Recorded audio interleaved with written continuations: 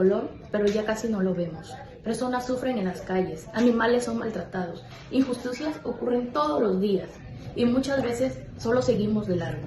El cuento La Liberación de César Vallejo lanza una verdad incómoda. Los más humildes, los olvidados, a veces son los más que sienten compasión. ¿Qué nos está pasando como sociedad? ¿Por qué nos cuesta tanto reaccionar ante el sufrimiento ajeno? Hoy abrimos un espacio para mirar de frente la realidad. Escucharemos voces que nos invitan a despertar la empatía antes de que sea demasiado tarde. Acompáñanos. Para empezar a comprender esta problemática, vale la pena detenernos en lo básico. ¿Qué se entiende por indiferencia social? Bueno, en el cuento La Liberación de César Vallejo, la indiferencia social se manifiesta como una falta de empatía y acción por parte, ¿no?, de la sociedad en cuanto ofrenda al sufrimiento y la injusticia, ¿no?, que padecen las personas más vulnerables, ¿no? Bueno, a través de esta narrativa cargada de simbolismo, el autor, bueno, en este caso Vallejo, expone cómo la comunidad, digamos, observa pasivamente el dolor de un personaje oprimido, ¿no?, sin intervenir, sin cambiar su situación, ¿no? Y esta indiferencia se convierte en obviamente una crítica directa al desinterés colectivo ante la opresión, la pobreza también y la desigualdad, ¿no?, dejando entrever que la inacción de la mayoría perpetúa, ¿no?, el sufrimiento de unos pocos, ¿no? Bueno, también el autor en este caso nos muestra cómo los individuos, absorbidos por su cotidianidad o temerosos inclusive de las consecuencias, prefieren no involucrarse, ¿no?, convirtiéndose así en cómplices silenciosos de la injusticia. Entonces, la liberación en este caso entonces también nos da un poco, ¿no?, o mejor dicho, no solo representa el acto de romper cadenas físicas, sino también la necesidad de despertar la conciencia social, ¿no?, frente al dolor ajeno, ¿no? En este contexto, pues la diferencia no es solo una actitud pasiva, sino una barrera moral, ¿no?, que impide la verdadera transformación social. Si la indiferencia se aprende, tal vez también se puede evitar desde temprano. Se puede educar la empatía desde niños.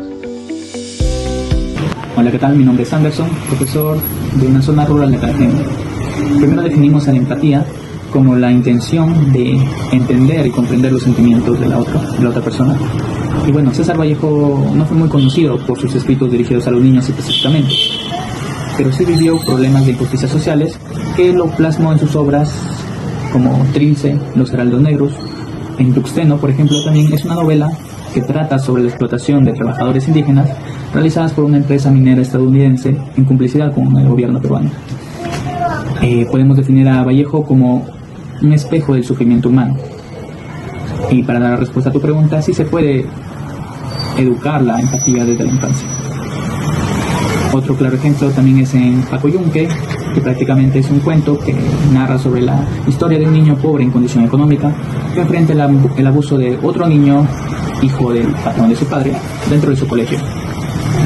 En conclusión, las obras de Vallejo, aunque complejas en su mayoría, ofrecen una herramienta poderosa para la educación de la empatía en la infancia. Su poesía puede despertar la conciencia social y la capacidad de comprender y compartir el sufrimiento ajeno. Gracias. En medio de la carencia, a veces surgen gestos que nos vuelven la fe en la humanidad. ¿Cómo se manifiesta la solidaridad en quienes enfrentan grandes dificultades? Era un día domingo en el cual yo acompañaba a mi mamá a comprar los productos para la canasta familiar, porque en el lugar donde yo vivo se realizan los mercados. Asistimos a comprar, pues, la mayoría de familias los días domingos. Para ello me fui a pasear con mi mamá, pues íbamos a dar una vuelta por la Plaza de Armas y a lo lejos observé a una familia que se notaba, eso por su apariencia y su forma de vestir, que no eran de la misma ciudad. Entonces mi mamá nos acercamos a un puesto donde vendían helados y compramos con mi mamá los helados. Para ello nos dimos cuenta que el niño, su hijito de los señores, nos estaba mirando y su carita triste, agachadito su cabeza. Entonces me entró una sensación de pena, de nostalgia, en el cual le dije a mi mamá, mamá, mira, el niño nos está observando. Y entonces mi mamá me dijo, hija, hay que dar a las personas, hay que ayudar a las personas cuando lo necesitan. Entonces en ese momento que hice yo fue darle esto, ayudarle. ¿De qué forma?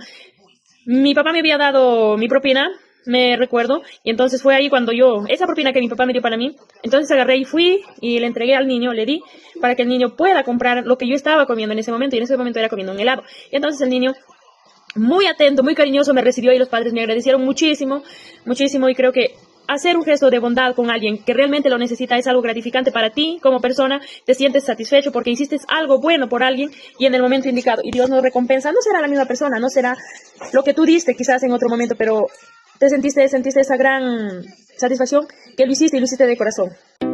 La literatura tiene el poder de transformar miradas y abrir conciencias, especialmente en las nuevas generaciones. ¿Qué impacto tiene la literatura como la liberación en los jóvenes? El impacto de la literatura en los jóvenes realmente es una instancia de vivir, idealizar los pensamientos de un autor.